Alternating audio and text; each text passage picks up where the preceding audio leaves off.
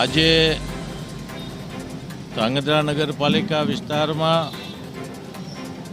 ગુજરાત સરકાર અને કેન્દ્ર સરકાર તરફથી જે શહેરોના વિકાસ માટેની જે યોજનાઓ છે એ યોજનાઓના ભાગરૂપે આજે ધાંગધ્રા તાલુકા મથકે 163 લાખના ખર્ચે ટાઉન હોલનું રિનોવેશન અને ટોટલ 700 લાખના ખર્ચે ધાંગધ્રા શહેરના વિકાસ માટેના જે વિવિધ વિકાસના કાર્યોના લોકાર્પણ અને ખાતમુહૂર્તનો આજનો કાર્યક્રમ હતો ત્યારે જે ટાઉન હોલનું રિનોવેશન થયું છે, બીજા કામો જે પૂર્ણ થયા છે એના લોકાર્પણો થયા છે અને ખાતમુહૂર્ત પણ આજે ઘણા બધા થયા છે. ત્યારે ધાંગધ્રા નગરપાલિકાની ટીમ જે ગતિએ કામ કરી રહી છે અને લોકોના વિકાસ માટેના જે કંઈ કામો કરી રહી છે ત્યારે આ નગરપાલિકા વિસ્તારના પ્રમુખશ્રી અને નગરપાલિકાના તમામ સભ્યોને હું દિલથી ખૂબ ખૂબ ધન્યવાદ આપું છું.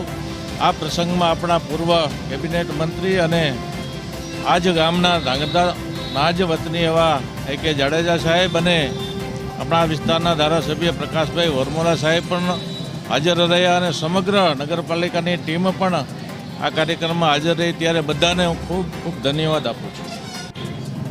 સમગ્ર ગુજરાતમાં માનનીય મુખ્યમંત્રી શ્રી ભૂપેન્દ્રભાઈ પટેલ દ્વારા શહેરોના વિકાસ માટે એક આગવા પ્રકારની રચના થયેલી છે. રાજ્ય સરકાર અને કેન્દ્ર સરકાર દ્વારા અનેકવિધ ગ્રાન્ટો શહેરોના વિકાસ માટે સમગ્ર ગુજરાતમાં પ્રાપ્ત થઈ રહી છે. ત્યારે આજે ધાંગધ્રા શહેરમાં 700 લાખથી વધારે રૂપિયાના વિકાસના ખાતમુહૂર્ત અને લોકાર્પણના કાર્યો, ધાંગધ્રા ટાઉન હોલનું લગભગ 1.5 કરોડ રૂપિયાના ખર્ચે રિનોવેશન કરીને એસી ટાઉન હોલ બનાવવાનું કાર્ય અને અન્ય વિવિધ વિકાસકીય કાર્યોની સાથોસાથ સ્વચ્છતાને બળ આપતા વિવિધ કાર્યો જ્યારે હાથ ધરાયા છે. ત્યારે આજના કાર્યક્રમમાં આ વિસ્તારના લોકપ્રિય સાંસદ માનનીય શ્રી ચંદુભાઈ સિહોરા, લોકપ્રિય ધારાસભ્ય માનનીય શ્રી પ્રકાશભાઈ વરમોરાની ઉપસ્થિતિમાં આ વિવિધ કાર્યોનું ખાતમુહૂર્ત લોકાર્પણ કરવામાં આવ્યું છે. ધાંગધ્રા શહેરનો સંકલ્પ છે કે ધાંગધ્રા શહેરને સ્વચ્છ, સુંદર, રળિયામણું, હરિયાળું બનાવીએ અને સંકલ્પમાં બધા જ શહેરીજનોનો સાથ અને સહકાર પ્રાપ્ત થાય.